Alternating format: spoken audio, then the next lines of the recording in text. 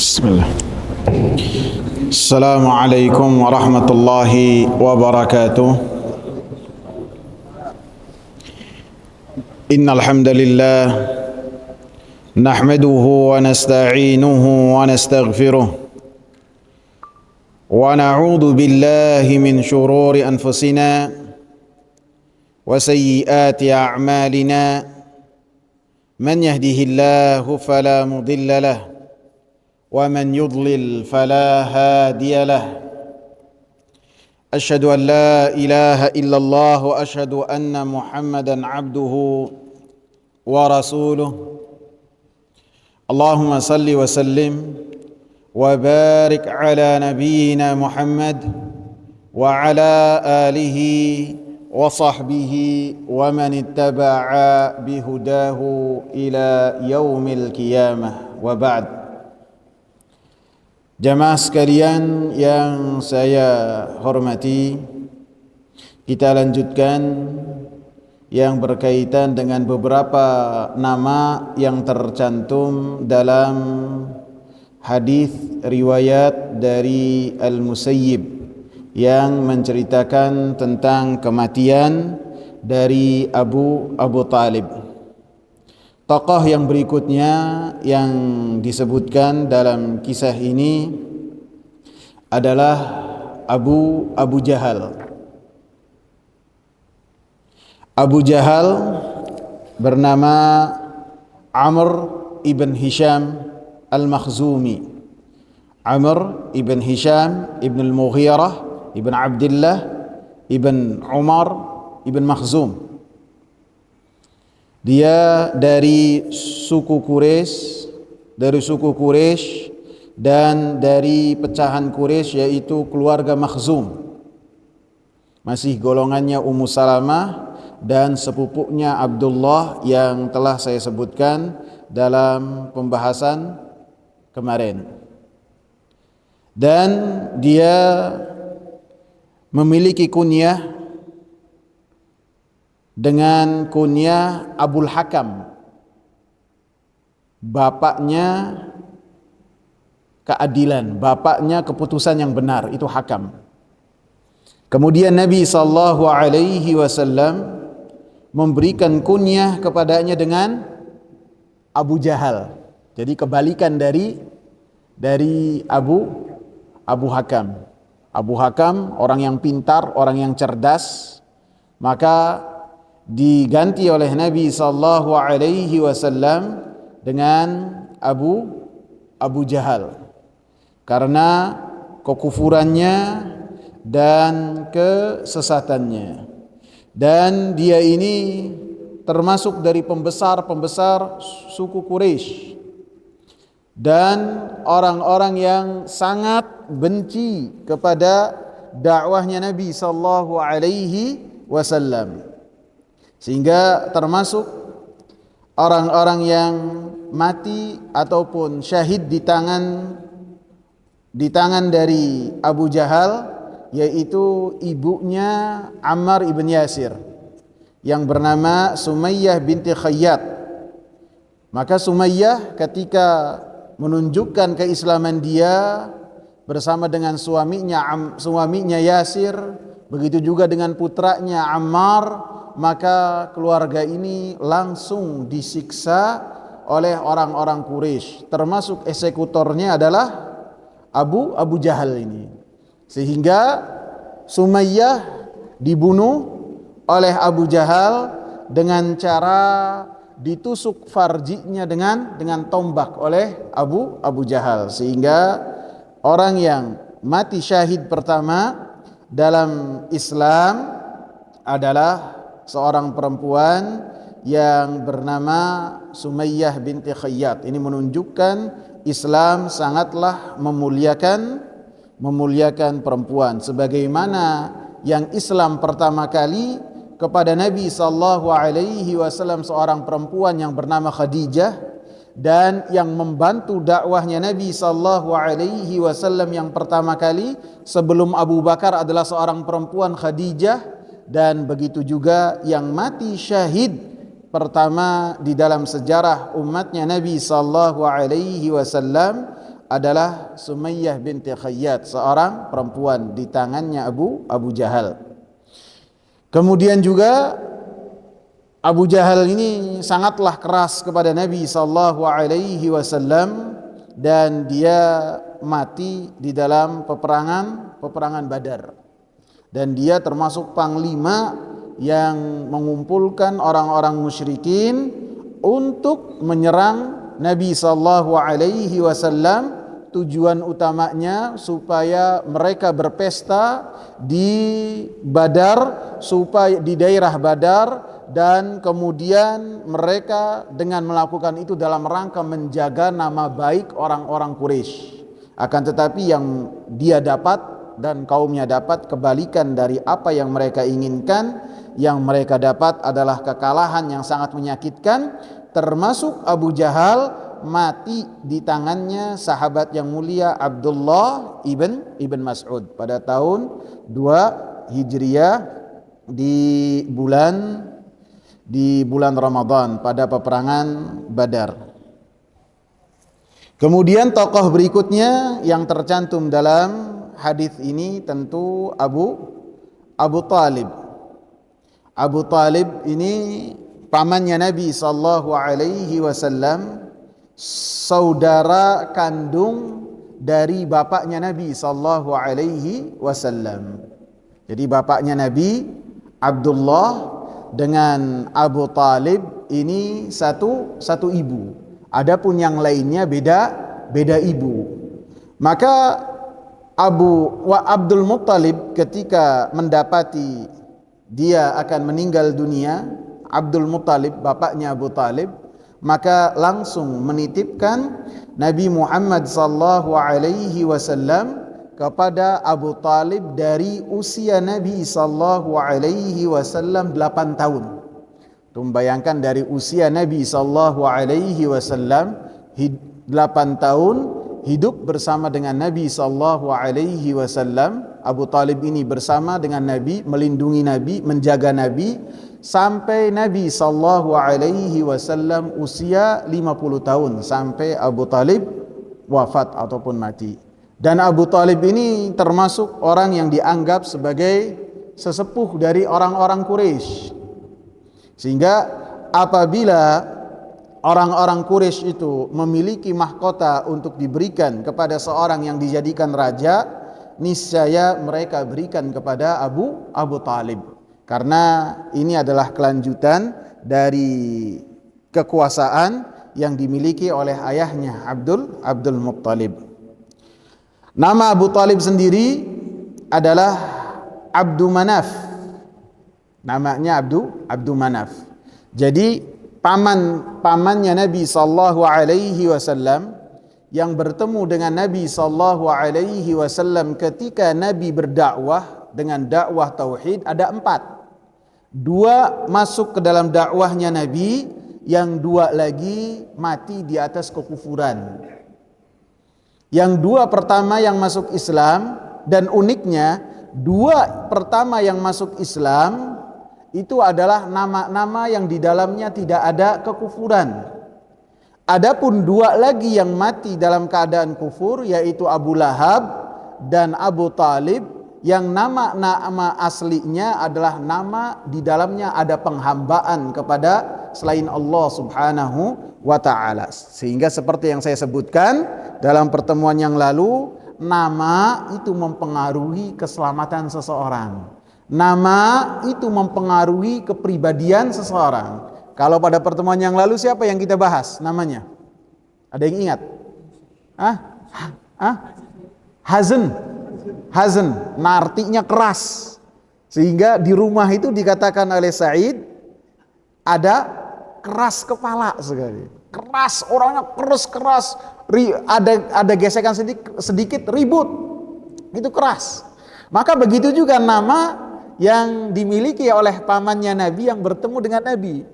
Abu Lahab dan Abu Talib, nama aslinya dari Abu Lahab siapa? Abdul Uzza, hambanya Uzza, sehingga mati di atas kekufuran, memerangi Nabi SAW.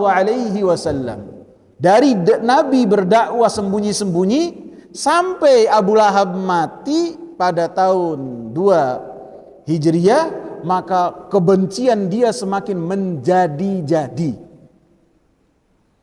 Adapun Abu Talib, nama aslinya siapa?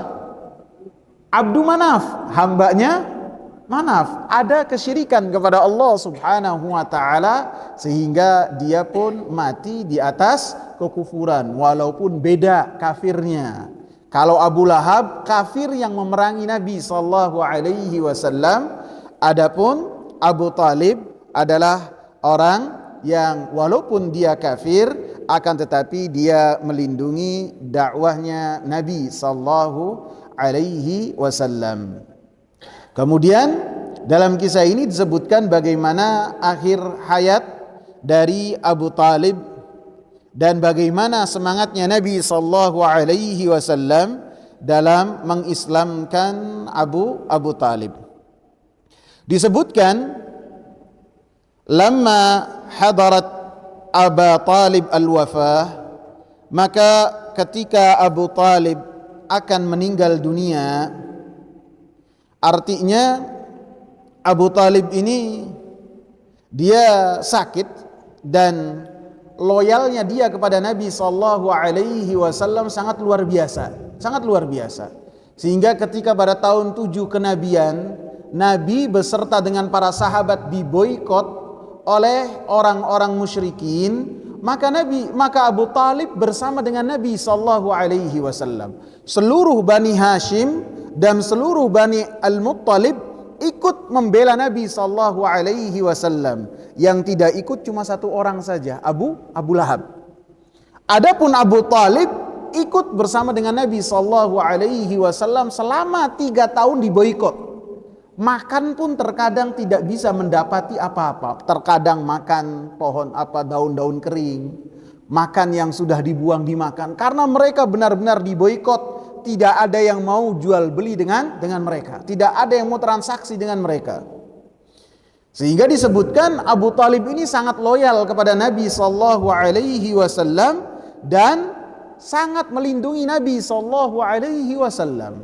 Ketika orang-orang kafir Quraisy merasa resah dengan dakwahnya Nabi sallallahu alaihi wasallam, maka mereka cuma bisa datang ke Abu Talib, dan Abu Talib ini menjadi benteng yang sangat kokoh melindungi Nabi sallallahu alaihi wasallam, sehingga orang-orang kafir Quraisy tidak bisa mengusik Nabi sallallahu alaihi wasallam.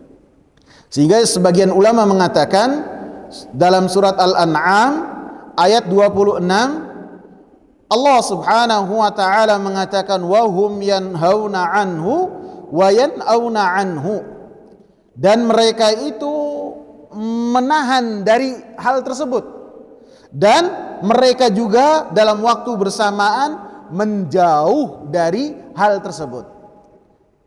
Para ulama sebagian salaf mengatakan ayat ini turun kepada Abu Talib. Artinya Abu Talib menjaga Nabi sallallahu alaihi wasallam, melindungi Nabi, sehingga ketika orang-orang kafir Quraisy berusaha menyentuh Nabi, maka dilindungi oleh Abu Talib. Akan tetapi wayan'auna anhu, akan tetapi yang berkaitan untuk masuk ke dalam agama yang dibawa oleh Nabi sallallahu alaihi wasallam, maka Abu Talib menjauh dari keyakinan Nabi sallallahu alaihi wasallam. Sehingga Abu Talib ini memiliki jasa yang sangat besar kepada Nabi sallallahu alaihi wasallam. Tidak heran Nabi sallallahu alaihi wasallam berupaya untuk menjadikan pamannya ini mengucapkan kalimat la ilaha illallah. Berupaya karena lisan dia, pernyataan dia, perbuatan dia, sikap dia menunjukkan bahwasanya Abu Talib ini sangatlah meyakini dakwahnya Nabi sallallahu alaihi wasallam, tinggal ikrarnya saja. Sehingga termasuk dalam syair-syair yang disebutkan oleh Abu Talib dan diabadikan oleh para ulama, Abu Talib mengatakan dalam satu syairnya, wa da'autani wa alimtu annaka sadiqun wa laqad sadaqta wa kunta thamma amina. Walaqad alimtu bi anna dina Muhammadin min khairi adyanil bariyati dinan laula al malamatu wa hadharu masabbatin lawajadtani samhan bidzalika mubina.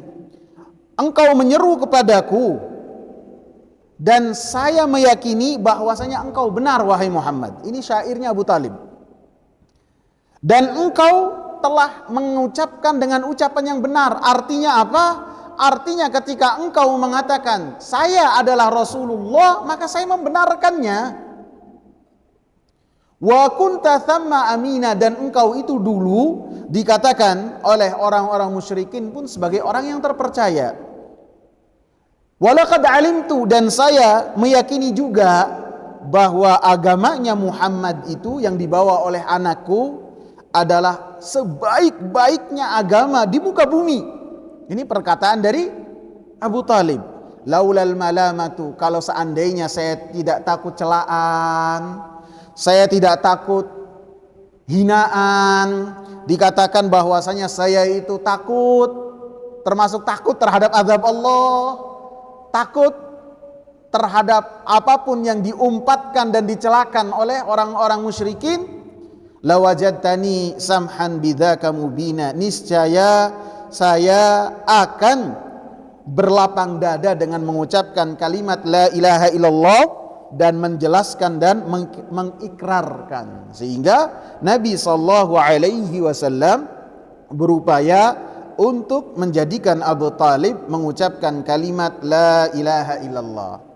Dan dalam hadis ini, lamma hadarat Abu Talib al-wafah, ketika Abu Talib itu meninggal dunia, para ulama mengatakan meninggal dunia di sini bukan ketika dalam keadaan sekarat, akan tetapi ketika di akhir hayatnya. Ketika menjelang akhir hayatnya, maka Nabi sallallahu alaihi wasallam memerintahkan kepada Abu Talib untuk mengucapkan kalimat la ilaha illallah. Karena apabila dalam keadaan sekarat, maka kesadaran seseorang sudah mulai hilang dan tidak bisa untuk diajak bicara. Dan sebagian ulama yang lain mengatakan bahwasanya ketika Nabi sallallahu alaihi wasallam datang kepada Abu Talib, emang dalam keadaan Abu Talib itu di detik-detik terakhir dari kehidupannya dan dalam keadaan yang akan meninggal dunia. Dan keadaan seperti ini hanya dikhususkan untuk Abu Talib saja, karena selain dari Abu Talib maka la tanfa'ut taubah tanfa'ut taubah ma lam tugharghir. Dalam satu hadis, innallaha yaqbalu taubatal 'abdi ma lam yugharghir. Allah Subhanahu wa taala menerima taubat seorang hamba selama nyawanya belum sampai kerongkongan. Artinya selama dia belum sekarat, maka dia taubatnya ketika dia mengucapkan kalimat la ilaha illallah diterima oleh Allah Subhanahu wa taala. Dan ini menyelisihi apa yang ada pada diri Abu Talib. Dan banyak hukum yang berkaitan dengan Abu Talib itu dikecualikan. Karena apa?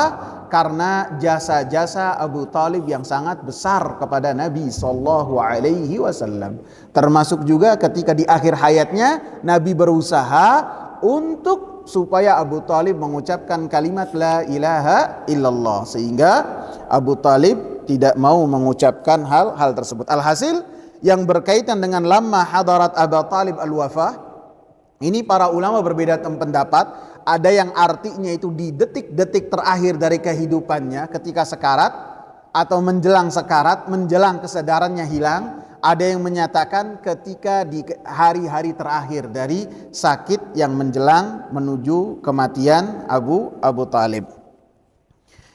Kemudian Rasulullah sallallahu alaihi, kemudian perawi menyebutkan ja'ahu Rasulullah sallallahu alaihi wasallam, maka Rasulullah sallallahu alaihi wasallam datang kepada Abu Talib, wa indahu Abdullah ibn Abi Umayyah wa Abu Jahal. Maka di sisi dari Abu Talib ada Abdullah ibn Abi Umayyah dan ada juga Abu Jahal. Dan seperti yang saya sebutkan, perawi juga yang menceritakan Al-Musayyib pun ada dalam majelis tersebut.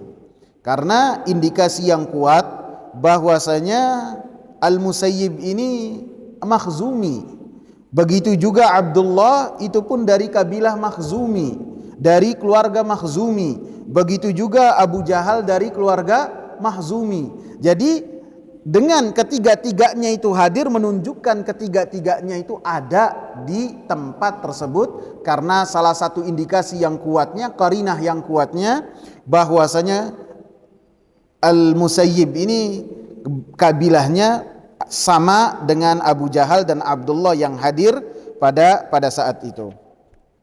Kemudian Rasulullah SAW datang untuk mengingatkan kepada Abu Talib supaya Abu Talib mengucapkan kalimat la ilaha illallah di akhir hayatnya. Sebagaimana ketiga tokoh ini pun berusaha untuk meyakinkan Abu Talib supaya Abu Talib ini pun tetap berada di dalam kekufurannya, di dalam agama nenek moyangnya. Jadi yang namanya al-haq dan al-batil senantiasa akan terus bertarung. Orang-orang yang mereka di atas kekufuran, di atas kemaksiatan, di atas bid'ah, di atas kemunafikan, mereka berdakwah dengan apa yang mereka yakini. Demikian juga ahlul haq. Maka orang-orang yang berada di atas dakwah sunnah, dakwah tauhid, yang mengingatkan manusia dengan apa yang telah diingatkan oleh para nabi, mereka pun mengingatkan supaya manusia berada di atas apa yang mereka yakini. Semua berdakwah kepada apa yang mereka yakini. Sebagaimana tiga orang ini, dua di antaranya masuk Islam, mengingatkan Abu Talib supaya berada dan senantiasa di atas kekufurannya. Sebagaimana Nabi SAW ketika datang ke Abu Talib, maka Nabi SAW berusaha untuk memanfaatkan kesempatan tersebut supaya Abu Talib masuk Islam, sehingga kebaikan-kebaikan yang diterima oleh Nabi SAW, Nabi SAW balas dengan upaya supaya Abu Talib selamat dari api neraka. Kemudian Nabi SAW berkata kepada Abu Talib, ya am, bisa dibacanya ya ammu, bisa dibacanya ya ammi, bisa dua-duanya. Ya ammu, wahai pamanku, qul la ilaha illallah kalimatan uhajju laka biha indallah. Katakanlah kalimat la ilaha illallah, satu kalimat yang kalimat tersebut akan saya jadikan hujjah di sisi Allah Subhanahu wa taala bahwasanya engkau ini termasuk dari orang-orang yang beriman. Di dalam perkataan Nabi SAW kepada Abu Talib ini menunjukkan bahwasanya Nabi SAW menggunakan metode-metode yang sangat baik sekali dalam berdakwah kepada orang-orang yang berjasa kepada Nabi SAW. Yang pertama yang Nabi SAW gunakan adalah kasih sayang yang Nabi SAW tunjukkan kepada pamannya. Seseorang yang telah merawat Nabi SAW dalam waktu yang lama, hampir 42 tahun Nabi SAW hidup bersama dengan Abu Talib, dan Nabi SAW dijaga oleh Abu Talib dengan penjagaan yang sangat luar biasa. Dan Nabi SAW pun ketika menyeru kepada Abu Talib supaya masuk Islam di akhir hayatnya dengan menunjukkan kasih sayang dari Nabi SAW, sehingga pamannya itu mengetahui bahwasanya ketika Nabi SAW memerintahkan dengan perintah tersebut bukan karena Nabi SAW sok pintar, bukan karena Nabi SAW menginginkan ini dan itu, akan tapi menunjukkan karena hubungan yang sangat dekat dengan antara Nabi SAW dengan Abu Talib,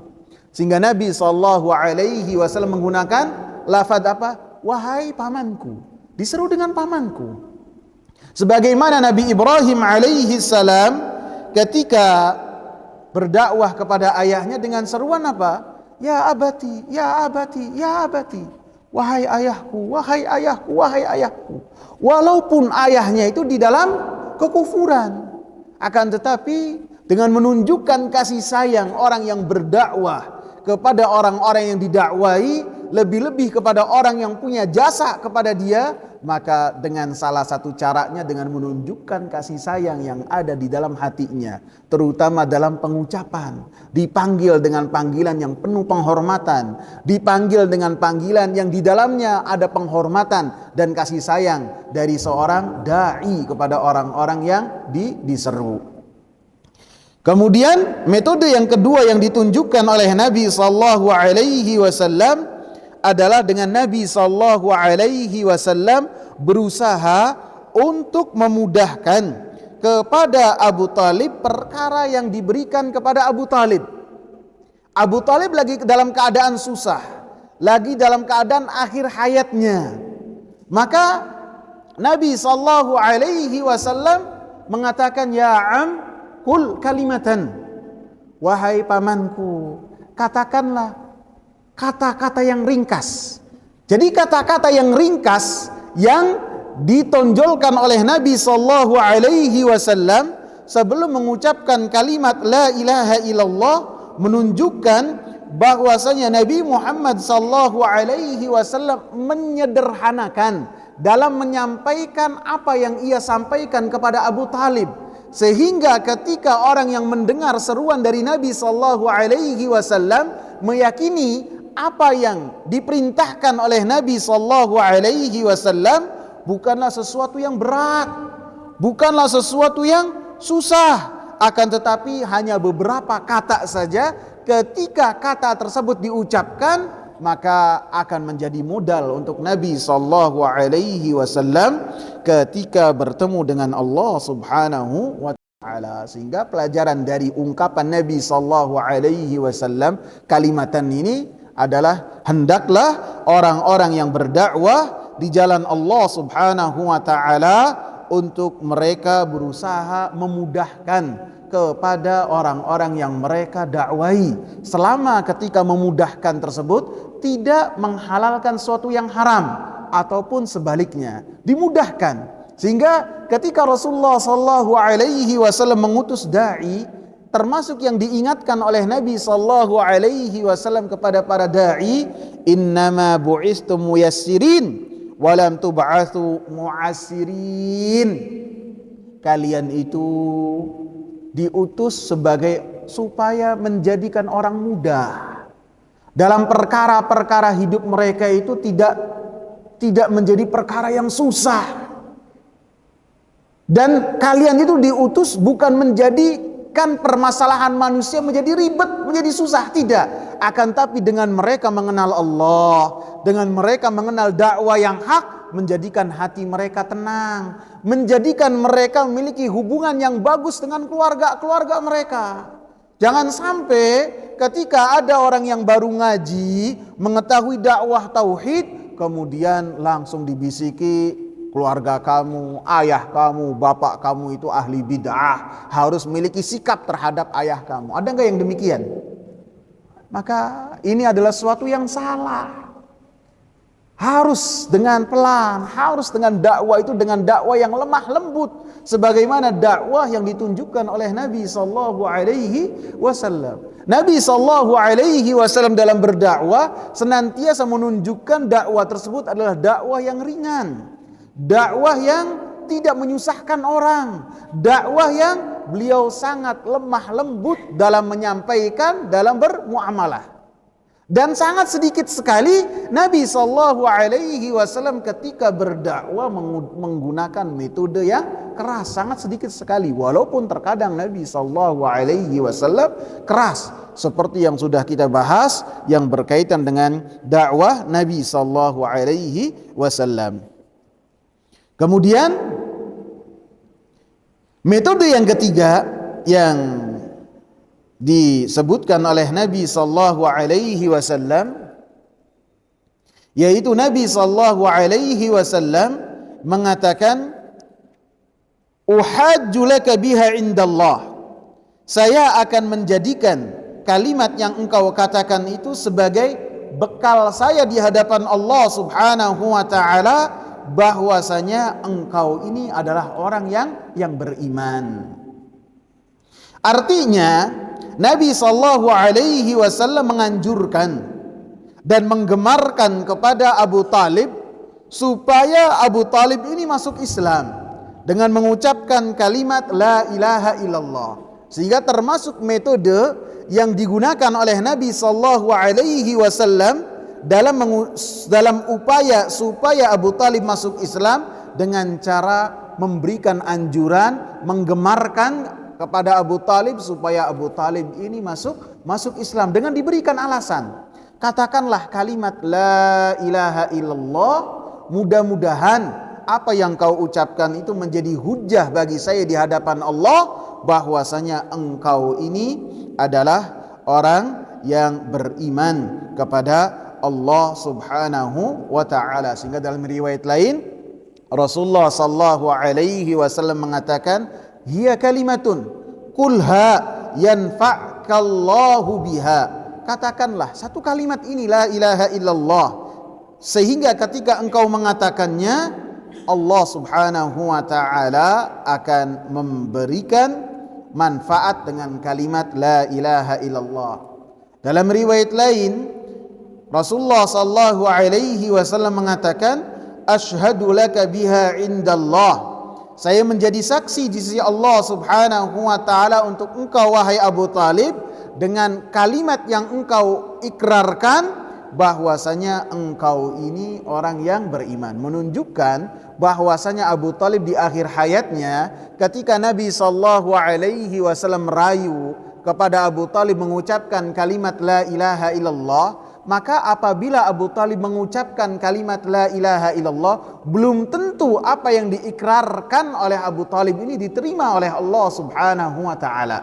Karena kaidah secara umum bahwasanya Allah Subhanahu wa taala tidak menerima taubat seorang hamba ketika nyawanya sudah sampai kerongkongan. Ini kaidah secara umum. Akan tetapi banyak pengecualian yang Allah Subhanahu wa taala berikan kepada Abu Talib, dan Nabi sallallahu alaihi wasallam berupaya termasuk pengecualian tersebut adalah ketika Abu Talib mengucapkan kalimat la ilaha illallah di akhir hayatnya, di detik-detik terakhir dari hidupnya. Sehingga ini menunjukkan bahwasanya orang yang beriman ini harus mengucapkan, harus mengikrarkan. Karena Nabi mengatakan kul, katakanlah. Orang yang beriman harus mengucapkan, mengikrarkan dengan lisan dan meyakini dengan hati dan mengamalkan dengan anggota perbuatannya. Abu Talib dengan hatinya dia meyakini, terutama dengan risalah yang dibawa oleh Nabi, meyakini. Dengan anggota badannya dia meyakini. Dengan cara apa?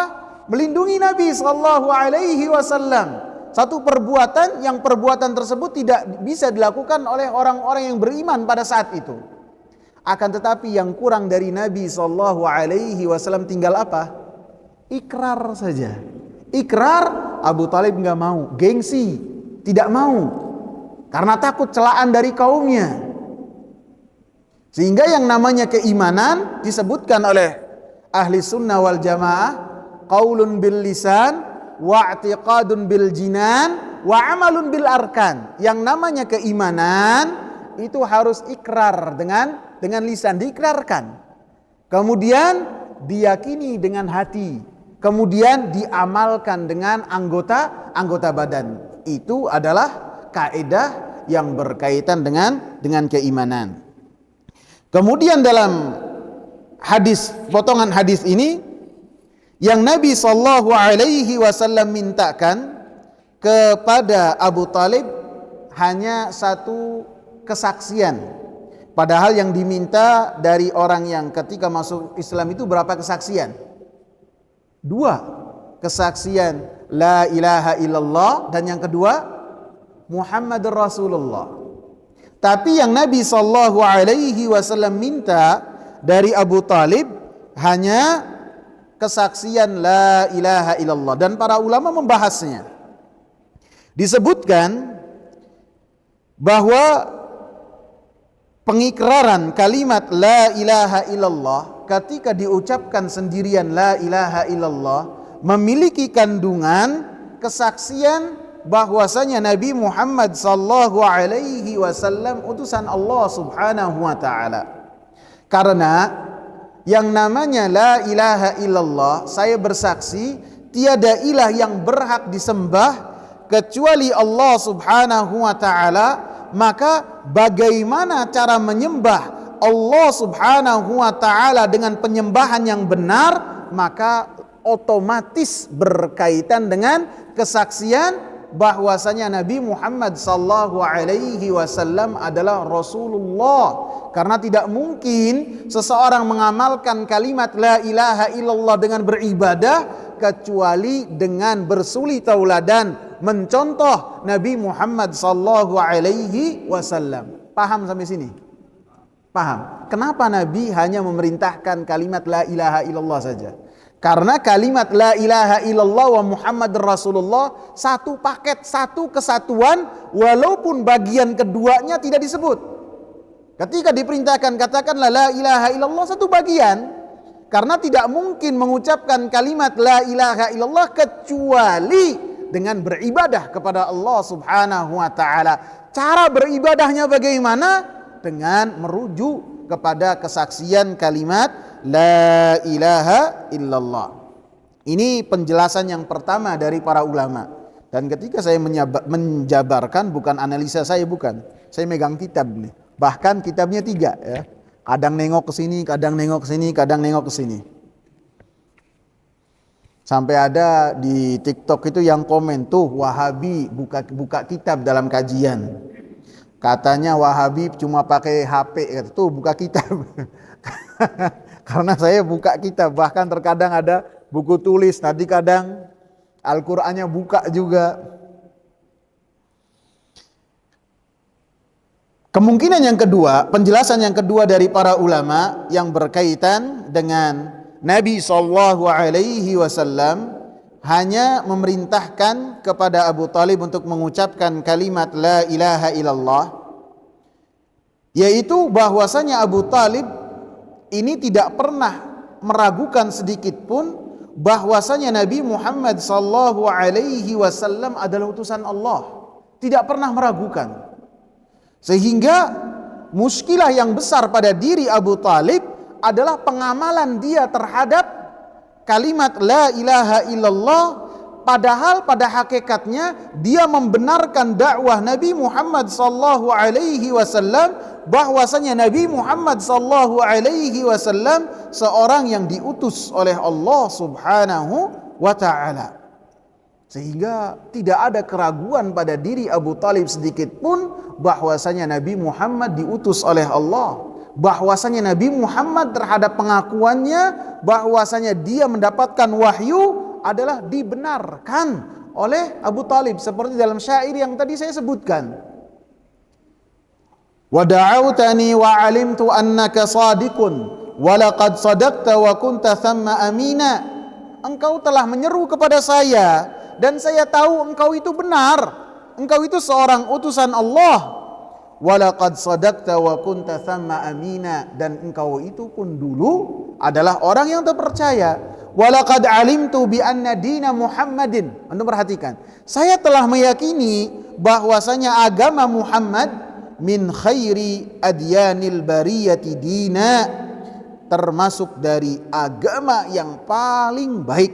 Sehingga ini Abu Talib ini adalah orang yang membenarkan kerasulan Nabi, kenabian Nabi Muhammad, akan tetapi yang beliau ingkari adalah pengamalan terhadap kalimat la ilaha illallah, sehingga Nabi sallallahu alaihi wasallam hanya mendakwahkan kepada kalimat la ilaha illallah. Dua kemungkinan ini dua-duanya benar, tidak ada yang salah.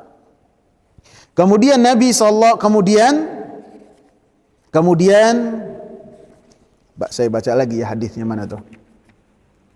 Kemudian ketika Nabi sallallahu alaihi wasallam mengucapkan, wahai pamanku, katakanlah kalimat la ilaha illallah, sehingga kalimat la ilaha illallah ini adalah menjadi hujjah untuk engkau di hadapan Allah.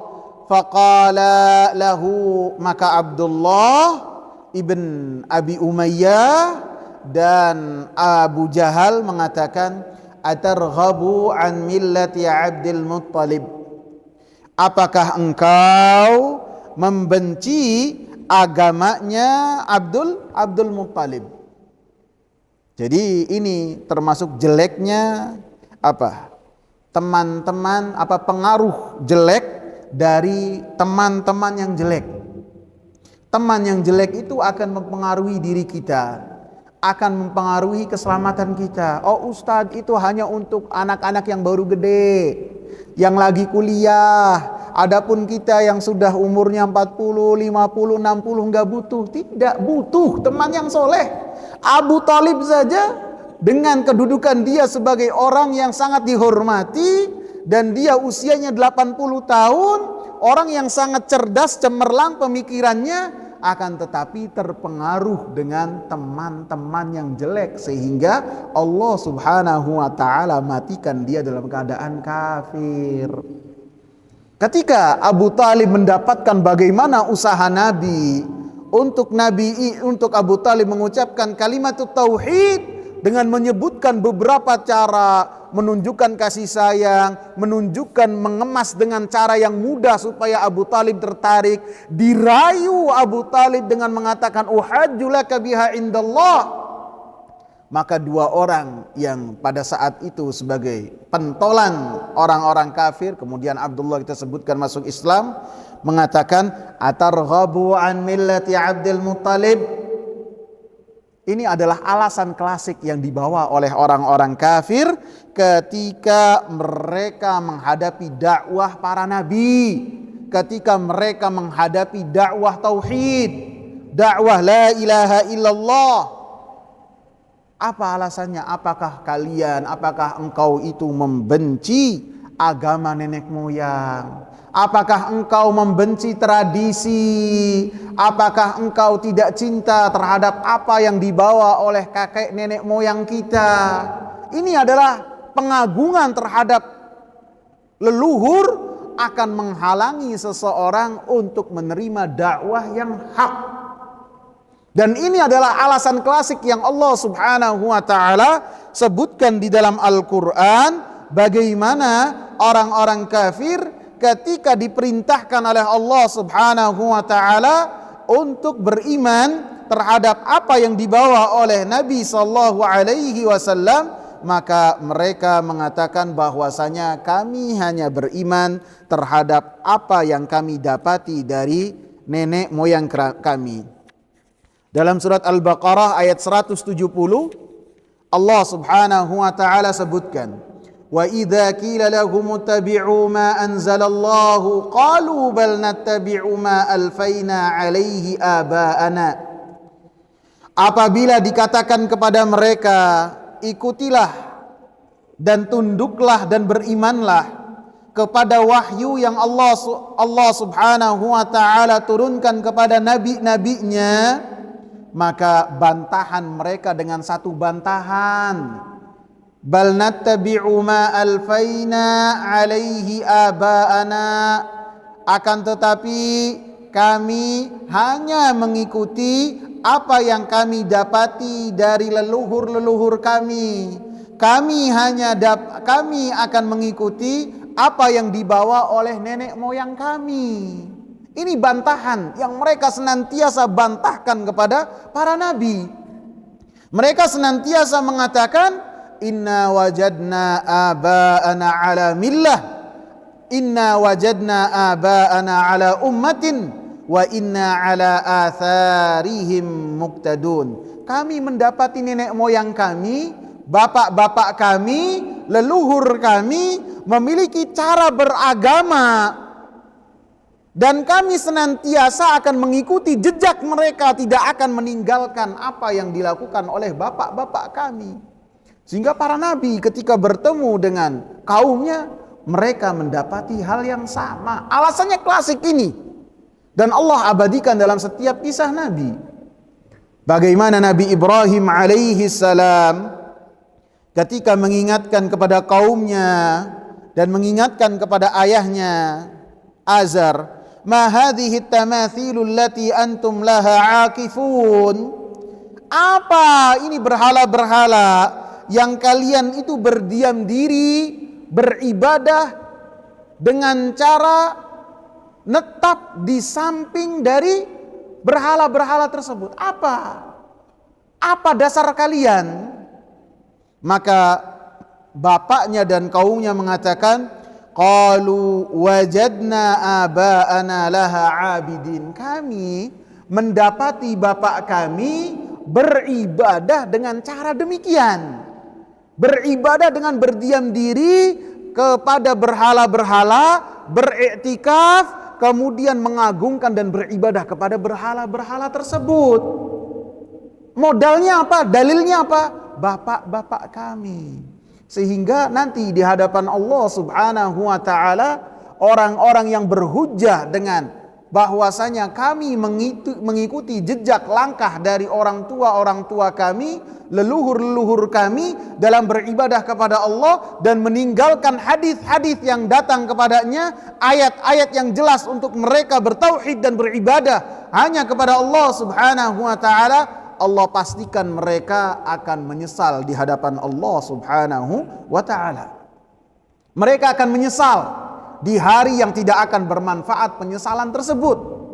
Ketika mereka dibangkitkan oleh Allah Subhanahu wa taala dari kubur-kubur mereka, maka mereka memberikan alasan kepada Allah Subhanahu wa taala kenapa mereka tersesat. Rabbana inna ata'na sadatana wa kubara'ana fa'adalluna sabil. Wahai Rabb kami, sesungguhnya kami telah mentaati pembesar-pembesar kami dan pemimpin-pemimpin kami dan orang-orang yang dari dulu kami mengagungkannya, fa'adalluna sabil, sehingga mereka menjadikan kami ini tersesat. Ini alasan yang klasik dan mereka akan menyesal dengan apa yang mereka jadikan alasan. Dan kecermatan dari dua orang ini yang disebutkan oleh Al-Musayyib, sahabat yang mulia, mengingatkan kepada Abu Talib, tidak dengan mengucapkan kepada Abu Talib ini, apakah atarghabu an millati Abdul Muttalib? Saya sudah menerjemahkan belum? Atarghabu an millati Abdul Muttalib. Udah belum? Belum menjelaskan, belum menerjemahkan, malah menjelaskan ya. Antum nggak ngerti apa artinya atarghabu an millati Abdul Muttalib?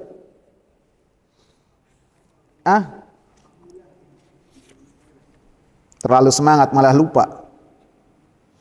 Atarghabu an millati Abdul Muttalib artinya, apakah engkau itu membenci agamanya Abdul Muttalib?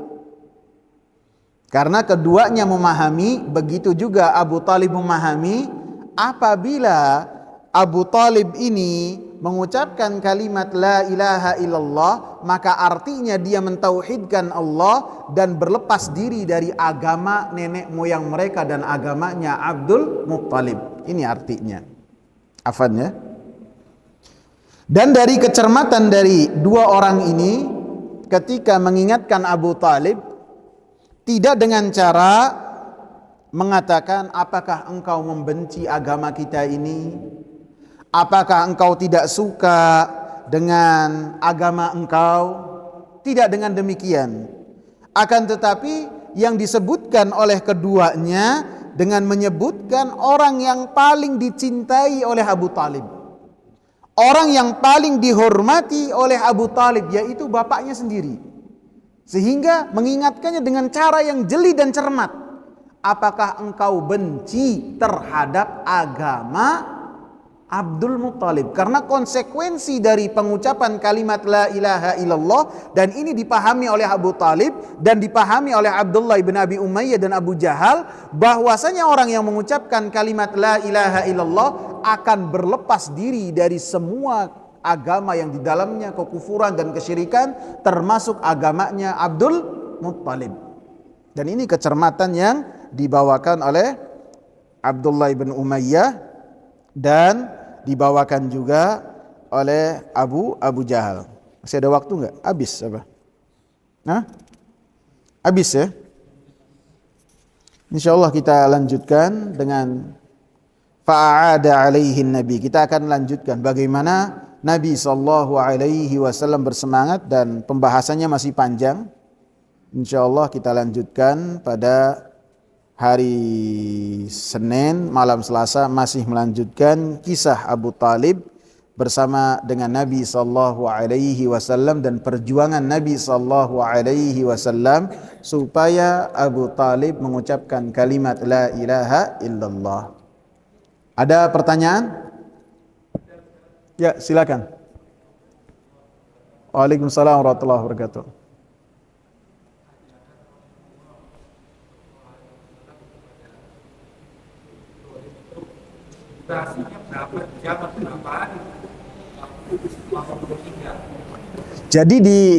Jadi pertanyaannya, berapa lama Rasulullah meminta Abu Talib untuk mengucapkan kalimat la ilaha illallah?